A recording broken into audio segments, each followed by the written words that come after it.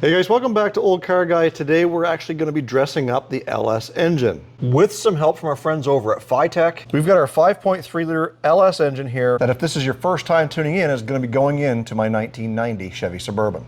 So if you want to see what all the fuss is all about, make sure you stay tuned.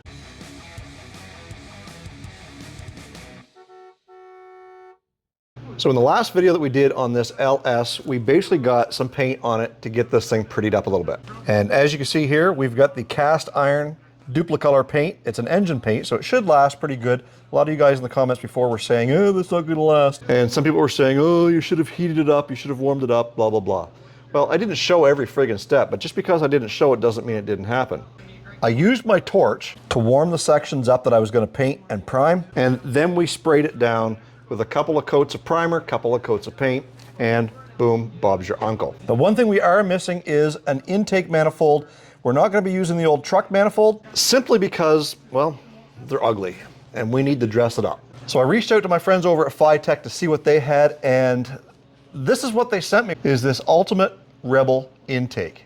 This is new, it's a low profile, it should fit under the hood of many vehicles. Granted, we got lots of room under the hood of the Suburban. It also comes with a 102 millimeter throttle body. Yeah, it's overkill for what we're doing here, but down the road, if I ever want to upgrade this thing to ProCharge or Turbo, I'm gonna have all the equipment that I need. And this kit comes with everything I need to get it connected to the engine. We've got fuel rails, throttle brackets, we've got our 55-pound injectors. We got some vacuum fittings. We got our air temperature sensor, map sensor, gaskets, and brackets for the fuel rails, and all the hardware that we need to install it. Now, from what I can tell, this intake will work on rec ports as well as cathedral ports. I just happen to have the cathedral ports. And I don't know what the heck I did with the instructions to know how all of this goes together. So we're gonna have to figure that one out. But what I do know is that we don't need much for tools. We've got a 10 millimeter wrench, and we're going to need a 3, 4, and 5 millimeter hex bit to accommodate the fasteners that put everything together. So let's get everything we need over to the bench and start figuring it out, because I lost the instructions. You're coming with me. So as I mentioned, I lost the instruction manual, so I don't know how all of this goes together, but I think that we can figure it out. Obviously, we know that our injectors are going to go down into these holes. The O-rings are already installed. And on our fuel rails, they're going to go here and mount like so. And we've got these brackets. And what I'm guessing is there's 2 holes here, which correspond with 2 holes here. And that mounts like so. So I'm guessing we've got to take these brackets, mount them onto the fuel rail. There's 3 brackets per side. And then we can go ahead and get our fuel injectors kind of plugged in here. Also get them plugged in there and secure the brackets to the intake. I think that's where we're going to start. So I'm going to do a little time lapse. Let's get going.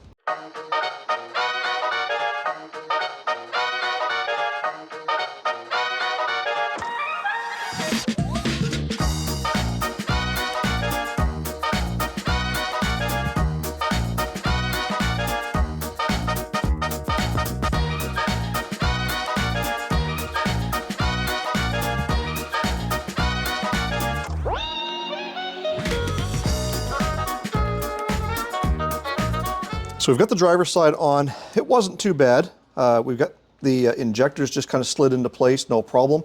And these brackets here, when they bolt on, they're actually slotted on the back side, as you can see right there. And that allows you to get that adjustment in place and then come back and lock these down. I'm gonna go over here on the passenger side, get that side done, and then we can connect the 2 rails with our supplied line here to join the 2.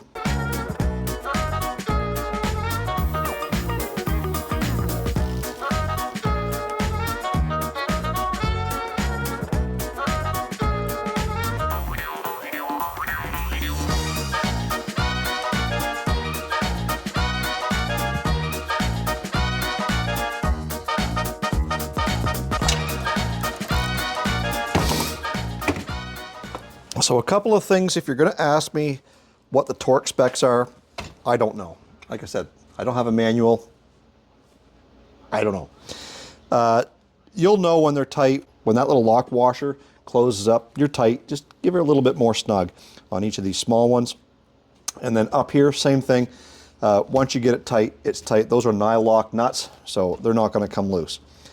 One thing I am noticing right now is that when the time comes to actually put this thing on the engine, a lot of this stuff looks like it's probably going to be in the way.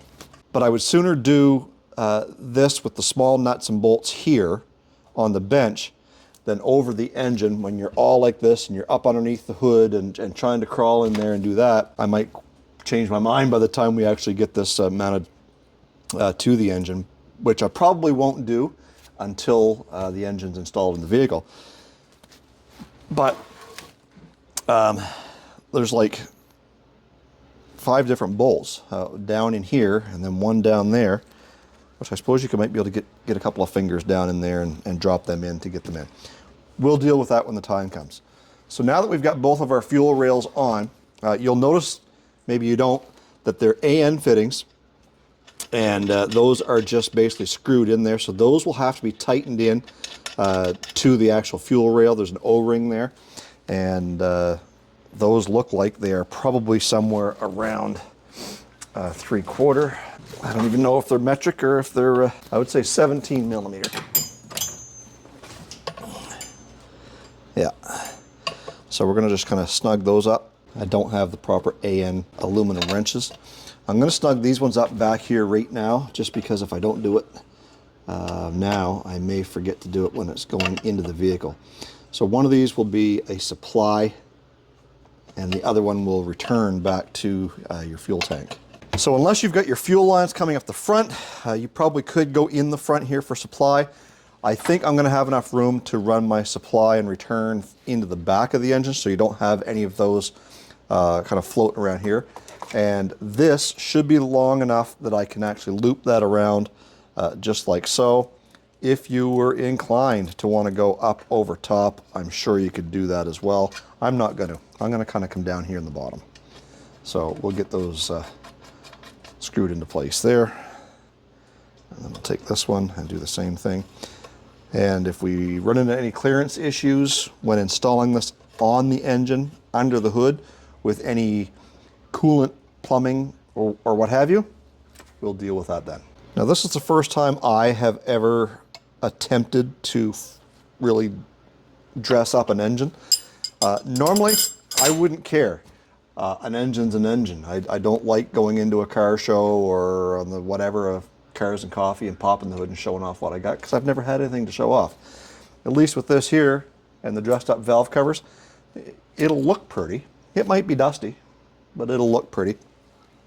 So that's what that looks like there, with that line kind of coming along there, and you can clock that a little bit if you want to make it symmetrical going across the bottom here.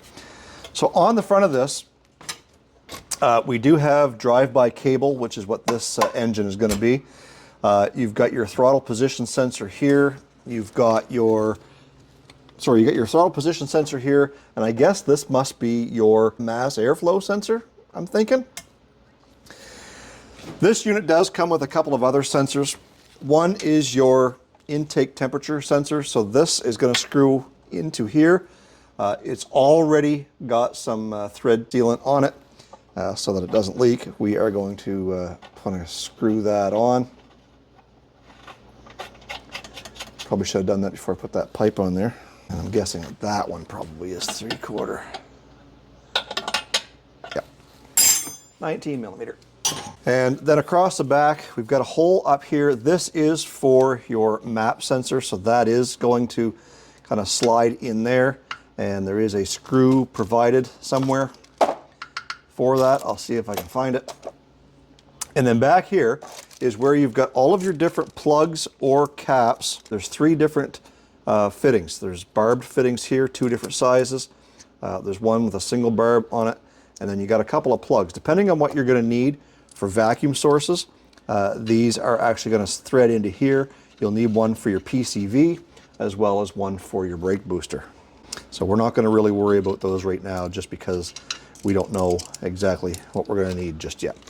And if we do flip this around to the throttle body side, you will note that there is a small little plug here, so that if you want to pull some vacuum out of that, I think you can. And then on the same top piece here, there's a plug that's in there. If you needed to put a threaded barb fitting in there for something else, like maybe PCV, you probably could do that as well. Okay, so we ended up getting our intake manifold gaskets on. And one thing that I'm realizing is that this clearly is not permanent right now, because I don't want to put this on until it's in the vehicle. Simply because lowering this down in with chains and all that stuff, I don't want to damage it. So yes, we're watching the Tulsa shootout. If you guys didn't catch that, make sure you go back. It's on Flow Racing, or on YouTube. You can catch it after the fact. So if I get the 4 corners in, and I started to put this one here in, and it's a little bit problematic. I don't know how I'm going to handle this, putting the intake on, because once it's on there, you don't want to have to touch it again. Leaning underneath the hood of this truck when you're trying to do that with everything such hard to get at, I don't know. Maybe we'll figure out a way to get it on there and chain it without damaging it. Either way, I think this thing absolutely looks killer. There's a lot of guys in the comments who are saying that it's absolutely useless, you shouldn't have wasted your money. Well, I didn't waste any money. Fitech sent this to me, and it didn't really cost me anything. So if it's going to cost me horsepower, I'd be a little bit intimidated by that. I highly doubt it. I think that this thing is going to work well. Is it going to add horsepower? I don't know. Is it going to be more free-flowing? I don't know. I do know one thing. It friggin' well looks cool. And when I pop the hood on this thing, and this is what you see, I think some people are going to be impressed. One thing I didn't talk about in this video are these valve covers. These are a 2-piece. I picked these up. They're just a cheap Amazon set. A couple $100, no big deal. They cover up the coils. They make this thing look so much better than having those coils just hanging out there and just looking ugly. With a little bit of paint on the block, with the valve covers, with the intake, this thing is really shaping up to look really, really cool. And I still don't know what I'm going to do about manifolds yet. I'm thinking I'm going to go with the hooker headers, but the cast iron, which they look good. They look like a stock manifold, but they are free-flowing more so than the stock manifolds. And yeah, so I think that might be the route that we go. If we don't go with hookers, those are quite expensive. We might go with a Chinese knockoff. I'm all for that. I mean, after all, the oil pan is Chinese knockoff. These valve covers are Chinese knockoff. I mean, it is what it is. So a huge shout out to Fitech for sending me this Rebel LS intake. I'm pretty stoked about it. I can't wait to get this engine in the Suburban. In an upcoming video, we're gonna be hauling the small block Chevy and 700R4 out and making room for this LS and the 4L80. 4L80 is out of a 1-ton cube van. I'm gonna have it rebuilt. I don't know if I have to, but I'm gonna play it safe. I'll be putting a lot of miles on this thing. I don't want to take any chances on it. So I did not skimp on that one. Complete rebuild kit, torque converter, shift kit. We're making sure that that is top notch. I don't want to be having transmission issues if I'm 2,000 miles away from home. In the meantime, if you want to catch some more videos, go right up here to this playlist of Dale Jr. This is what we call our Suburban. And the whole trip, starting from when I bought it in Wichita, Kansas, and drove it home, 2,000 miles. This thing did not miss a beat. Granted, it had no cruise control and no air conditioning, but we made her just the same. All the way up to the vinyl wrap and the wheels. And check out this stock interior. We got it full of junk here right now. Got a Forever Sharp steering wheel. Thanks to those guys for shipping that out. I'll leave a link in the description box down below. So we are getting closer and closer to making this happen, and I'm getting excited. If you're not already, make sure you're subscribed to Olde Carr Guy. We've got lots more coming here. We've also got some other videos coming on the Crown Vics, on the Chrysler Cordoba, on the used car dealership that I run. There's lots of other content on this channel. If you want daily updates and shorts and fun and education and just laughter, sometimes it's BS, but nevertheless, check out my second YouTube channel, OCG2. That's where I post all my daily shorts. And if there's any updates over there towards what's going on over here, that's where they'll be posted. Stay focused on the windshield, not the rearview mirror. I love you guys. God bless. Let's do it again in the next video.